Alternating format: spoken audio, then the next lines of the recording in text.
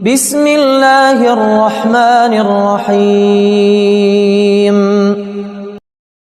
الرحمن علم القرآن خلق الإنسان علمه البيان الشمس والقمر بحسبان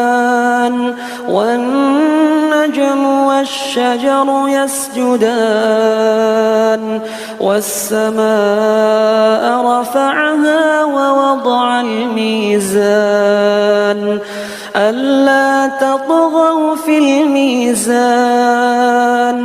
وأقيموا الوزن بالقسط ولا تخسروا الميزان